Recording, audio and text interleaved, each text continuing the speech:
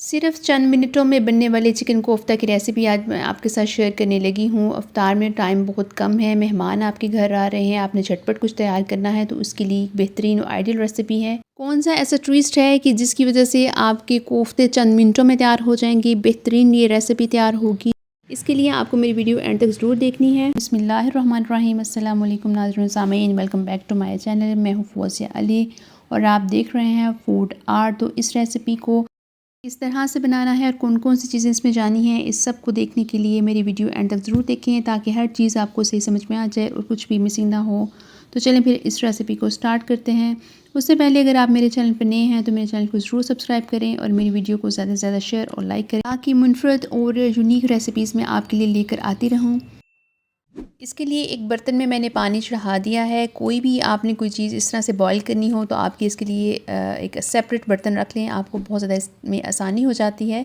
अभी इसमें मैंने डाल देने हैं प्याज। तो प्याज यहाँ पर मेरे पास एक दरमियानी साइज़ की है जिसको मैंने रफली चॉप किया है, वो इसमें मैं शामिल कर दूँगी। और साथ ही इसमें मैंने लहसुन शामिल करना है। लहसुन मेरे पास तकरीबन 12 से 13 ये मोटी वाली लहसुन की कलियाँ हैं वो मैंने ली हैं। इनको मैंने इस तरह से 2 हिस्सों में काट लिया है, वो इसमें मैं शामिल करूँगी। चूँकि इस कोफ्ते में ज़्यादा ग्रेवी मैटर करेगी तो ग्रेवी के लिए ये लहसुन, ये वाला लहसुन जो मोटे वाला लहसुन होता है वो बहुत बेहतरीन एक ऑप्शन होती है। आप इसी को इस्तेमाल किया करें जब आपने ग्रेवी बनानी होती है, ज़्यादा बनानी होती है। अब इसमें मैंने एक डाल देना है टमाटर। तो टमाटर को भी मैंने यहाँ पर रफली चॉप कर लिया है। अब इसको मैं 2 से 3 मिनट के लिए अच्छे से बॉईल कर लूँगी। इसका सिर्फ हमने कच्चापन दूर करना है, इसको फुली हमने बॉईल नहीं करना है।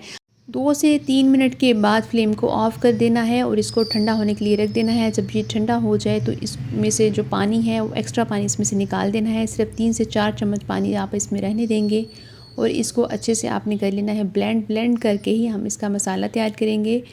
अब यहाँ पर मैंने कढ़ाई में तेल डाला है। तेल यहाँ पर मैंने तकरीबन 4 से 5 टेबलस्पून डाला है और जो हमने मसाला तैयार किया था उसको मैंने ब्लेंड कर लिया है। ये देखिए इसका टेक्सचर कुछ इस तरह से आएगा। जो इसमें रह गया है उसमें थोड़ा सा पानी डाल के सारा मसाला मैं इसमें डाल दूँगी। ग्रेवी बनाने के लिए ये बड़ा अच्छा मेथड है। इसी मेथड के साथ आप ग्रेवी तैयार करेंगे तो किसी किस्म का कोई लम्स नहीं रहता, कोई टमाटर, कोई प्याज का कोई टुकड़ा आपको नज़र नहीं आता। अगर आप शोरबे वाला सालन बना रहे हैं उसके लिए भी आप ग्रेवी इस तरह से तैयार करें।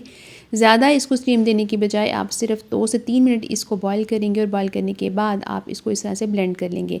अब इसमें आधी चाय की चम्मच सुरख मिर्च और पिसा हुआ ज़ीरा शामिल करेंगे और साथ ही आधा चाय की चम्मच मैंने इसमें सूखा धनिया शामिल किया है और साथ ही थोड़ी सी आप इसमें काली मिर्च शामिल करेंगे। नमक आप इसमें हस्बे ज़ायक़ा शामिल करेंगे और साथ ही आप इसमें 1 चम्मच के करीब कौरमा मसाला ऐड करेंगे। किसी भी ब्रांड का आप कौरमा मसाला ले सकते हैं, इससे इसका कलर भी बड़ा अच्छा आएगा और इसका जायका भी बड़ा अच्छा आता है। कोफ्तों में जो ग्रेवी है वो बहुत ज़्यादा मैटर करती है।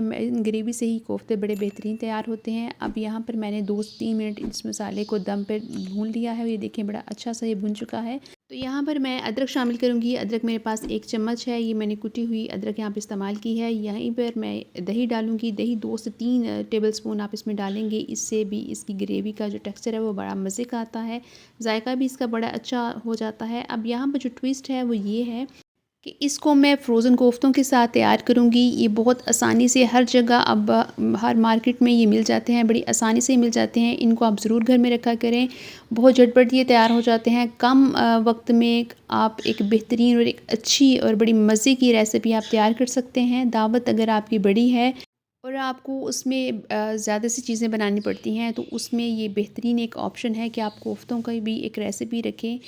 इससे भी आपकी महफ़िल में, आपकी दावत में 4 चाँद लग जाएँगे। अब यहाँ पर मैंने कोफ्तों को तकरीबन 2 से 3 मिनट अच्छे से भून लिया है। ऑयल इसका ऊपर आना शुरू हो गया है। यहाँ पर मैंने शामिल कर दी हैं 2 हरी मिर्चें। सालन को भूनते वक्त ही आप हरी मिर्चें शामिल किया करें या साबुत ज़ीरा आप शामिल करना चाहते हैं तो इसी टाइम पर आप शामिल किया करें। इससे जो आप भी खाना बना रहे हैं उसका जायका बड़ा अच्छा होता है, बड़ी अच्छी इसकी खुशबू आती है। अब यहाँ पर मैंने इस पानी शामिल करना है तो पानी यहाँ पर मैं ज़रूरत के मुताबिक शामिल करूँगी, जितनी आप ग्रेवी रखना चाहते हैं। अगर आप शोरबे वाले कोफ्ते बनाना चाहते हैं तब आप पानी बढ़ा दें। शोरबे वाले कोफ्ते भी ये बड़े अच्छे और बड़े बेहतरीन तैयार होते हैं।